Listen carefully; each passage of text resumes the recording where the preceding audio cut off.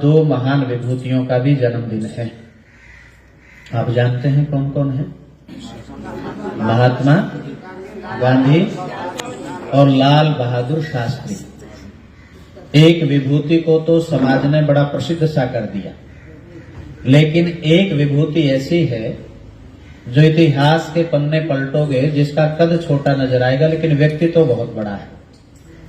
लाल बहादुर शास्त्री जो सादगी और सौम्यता की प्रतिमूर्ति रहे हैं, वरना लोग साज सज्जा में बहुत खर्च करते हैं।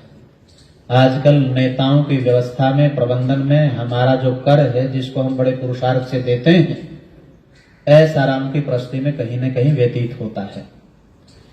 परंतु लाल बहादुर शास्त्री, जैसे नाम के आगे शास्त्री लगा है, शास्त्र सम्मत जिनका जीवन रहा, 2 अक्टूबर 1904 को उत्तर प्रदेश के मुगल सराय में शास्त्री जी का जन्म हुआ, एक शिक्षक परिवार में।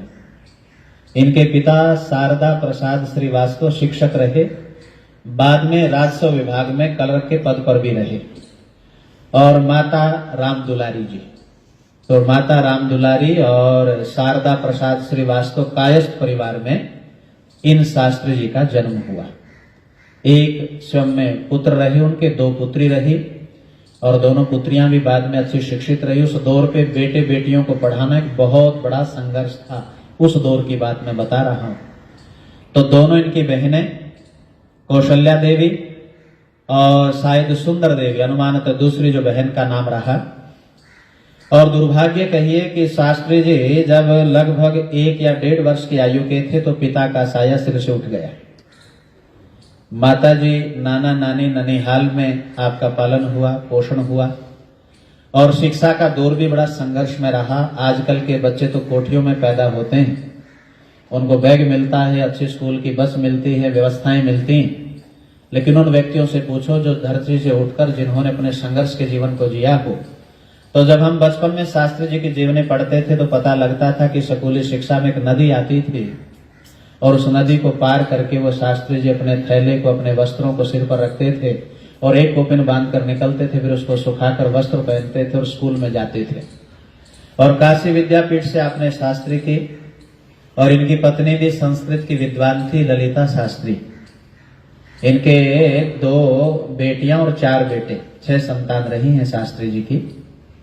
तो शास्त्री जी बचपन से ही गांधी की विचारधारा, और ये कहो कि कांग्रेस के उत्थान में शास्त्री जी का बड़ा योगदान रहा।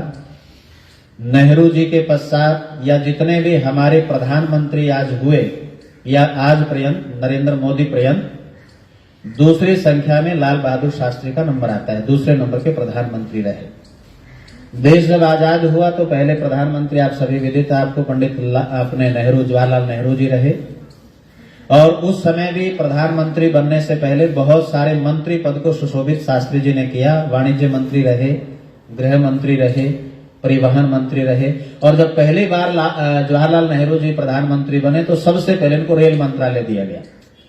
और परिवहन मंत्री में भी महिलाओं को कंडक्टर बनाने का विशेष तौर पर उसमें विशेष योगदान इनका रहा। और जब राज सत्ता इनके हाथ में आई तो आप इतिहास देखेंगे कि नेहरू के दौर में तो हमें हार का मुंह देखना पड़ा था चीन के युद्ध में, और लाल बहादुर शास्त्री के पास जब प्रधानमंत्री की सत्ता आई, या ये कहो ये सत्ता के पदाधिकारी बने, तो लंबे समय के लिए नहीं बने, मात्र 18 महीने इन्होंने प्रधानमंत्री पद को, कई तो लोग प्रधानमंत्री के नाम से जाने जाते हैं, कुछ व्यक्ति ऐसे जिनसे प्रधानमंत्री पद सुशोभित होता है, उनमें लाल बहादुर शास्त्री एक हैं, जिनसे प्रधानमंत्री पद सुशोभित हुआ। ऐसे व्यक्तित्व के धनी 18 महीने का कार्यकाल रहा। और उस समय जब पाक का युद्ध, आप सभी जानते हैं कि पाक का युद्ध हुआ, अयूब खान उस समय पाकिस्तान के प्रधानमंत्री रहे, और उस समय हमारी सैन्य शक्ति, आज तो बड़े साधन संपन्न है, आजकल तो पूरी व्यवस्थाएं दी जा रही, उस समय कितना संघर्ष शास्त्री जी को करना पड़ा होगा। और उससे पहले चीन की हार से सैन्य शक्ति टूट चुकी थी, लेकिन उन्होंने सैनिकों के मनोबल को नहीं गिरने दिया। स्वयं उनके बीच में जाकर जवानों को जो है देशभक्ति के जज्बे से उनको परिचित करवाते रहे। और उस समय देश के आधार दो हैं, याद रख लेना। यदि वो दोनों आधार मजबूत होंगे तो देश मजबूत होगा, और दोनों आधार गिर गए तो देश को बचाने वाला कोई नहीं है। एक मेरे देश का अन्नदाता जिसको किसान बोलते हैं, और एक सीमाओं का प्रहरी जिसको जवान बोलते हैं। और लाल बहादुर शास्त्री ने कौन सा नारा दिया था? जय जवान जय किसान। जय किसान। दोनों उन्नत बने हमारे। और याद रख लेना, हमारे पास शक्ति संसाधन कम होते, लेकिन आत्मा का बल इतना मजबूत है भारतीयों का कि अब तो हम सीमाओं पर उछलते रहे। उस समय हमारे सैनिक लाहौर तक पहुंच गए थे, और आकाशवाणी में स्वयं शास्त्री जी ने कहा था कि भारतीयों, तुम लाहौर तक की अपनी यात्रा कर सकते हो। वहां तक पहुंचे, और उस समय अन्न का एक बहुत बड़ा उस समय विषम परिस्थिति कहिए कि अन्न की इतनी बड़ी कमी हुई कि अब देश का संरक्षण कैसे होगा। वारे शास्त्री जी, आजकल तो आप 9 दिनों का उपवास रखते हैं। उस मेरे प्यारे शास्त्री ने पूरे देश को संबोधित करते हुए कहा था, झोली फैलाते हुए, कि जब तक ये युद्ध चलेगा, ये प्रधानमंत्री अपने परिवार के लिए तनख्वाह भी नहीं लेगा, जीविका उपार्जन के लिए पूरी तनख्वाह मैं देश को समर्पित करता हूं। लेकिन मेरे देश के प्यारे भाई और बहनों, ये शास्त्री झोली फैलाकर एक निवेदन करता है कि आप अन्न का दान करें, और अन्न का दान यही होगा कि सप्ताह में एक दिन उपवास रखें, ताकि दूसरों के सामने झोली ना फैलानी पड़े। और उपवास किया लोगों ने, और हम उस युद्ध में विजयी घोषित हुए। लाहौर तक हमारी सेनाएं पहुंच गई, और अयूब खान जो है सोवियत संघ के सामने चिल्लाता है, यूएनओ के सामने चिल्लाता है, मुझे बचाओ वरना मेरा देश बचने वाला नहीं है। उस समय दबाव पड़ा, और दबाव होता है, आप जानते हैं, जो राजनीति के इस कुचक्र में फंसे हुए वो बहुत अच्छी प्रकार से जानते हैं। कई बार आदमी हालात और परिस्थिति के लिए मजबूर हो जाता है। जब वहां पर एक ताशकंद का समझौता हुआ, दोनों प्रधानमंत्रियों को बुलाया गया, लाल बहादुर शास्त्री को भी बुलाया गया, अयूब खान को भी बुलाया गया, लेकिन लाल बहादुर शास्त्री ने उस पूरे अपने कई देशों के संघ की समिति में एक बात कही।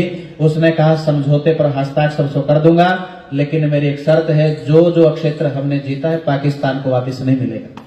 कितनी बड़ी बात वो व्यक्ति कहता है, और कहता है चलो उस बात पर भी विचार चिंतन विषय होगा। और कहा, लेकिन देश में जब इतिहास की बातें देखते हैं तो महान पुरुषों के जीवन में कोई उनके साथ न्याय नहीं हुआ। और न्याय क्या नहीं हुआ? ताश का समझौते पर 10 जून और 1900 लगभग 64 का समय रहा होगा, है जनवरी, हाँ ठीक कहा। तो उस समय वहां वो समझौता हुआ, हस्ताक्षर हुए, और हस्ताक्षर होने के बाद 12 घंटे में शास्त्री जी की मृत्यु हो गई, और गलत घोषणा कर दी गई कि अटैक आ गया, हृदयाघात हो गया, और शास्त्री जी दुनिया से चल बसे। लेकिन देश का देशभक्ति क्रांतिकारी जज्बा देश से पूछना चाहता है, उनका पोस्टमार्टम क्यों नहीं हुआ? हर मंत्री का पोस्टमार्टम होता मरने के बाद, क्यों नहीं किया गया पोस्टमार्टम? ताकि लोगों के एक मिल तो जाता, कि प्रमाण मिल जाता कि हाँ शास्त्री जी की मृत्यु ऐसे हुई होगी।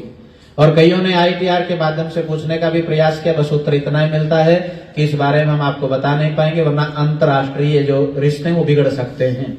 तो कोई ना कोई तो षड्यंत्र रहा होगा। तो कहने का भाव है कि ऐसे स्वनाम धन्य जिन्होंने अपने जीवन को राष्ट्र के लिए समर्पित किया हो, और कांग्रेस के उत्थान में जिसका बहुत बड़ा योगदान रहा हो, जो अध्यक्ष पद पे भी रहे हों, और जिन्होंने इस पार्टी की गरिमा को बहुत ऊंचाई तक ले जाने वाले, और प्रधानमंत्री एक विशेष व्यक्तित्व और प्रतिभा के धनी आज शास्त्री जी की जयंती पर उस महान विभूति को हम नमन करते हैं। और आजकल तो लोग राष्ट्र के लिए या पदों पर रहकर और अपने विशेष अपने आयोजन को करते हो। कई बार तो एक नेता इतना कमा लेता है कि 7-7 पीढ़ी पर बैठ कर खाए, तब भी वो इतनी विरासत में संपत्ति जो है अर्जित करके देके जाता है। लेकिन शास्त्री जी, एक उदाहरण देता हूं आपको। एक दिन गलती से माता ललिता जी ने देखा कि गाड़ी बाहर खड़ी है, प्रधानमंत्री जी की गाड़ी बाहर खड़ी है, ड्राइवर भी बैठा है, और माता जी को जाना था बाहर बाजार में, और शॉपिंग भी करनी थी, कुछ सब्जी भी लेकर आनी थी। उसने कहा जब गाड़ी ही खड़ी है तो मैं क्यों ना बाजार में इस ड्राइवर को ले जाऊं। और ड्राइवर से कहा, चलो भाई मुझे बाजार में भी जाना है, कुछ घर का सामान लाना है और कुछ व्यवस्थाएं उनका प्रबंधन करना, आप मेरे साथ चलो। तो ड्राइवर ने क्यों मना करेगा, प्रधानमंत्री जी की घरवाली कह रही चलना है। उसने कहा बैठिए मैडम, चलते हैं।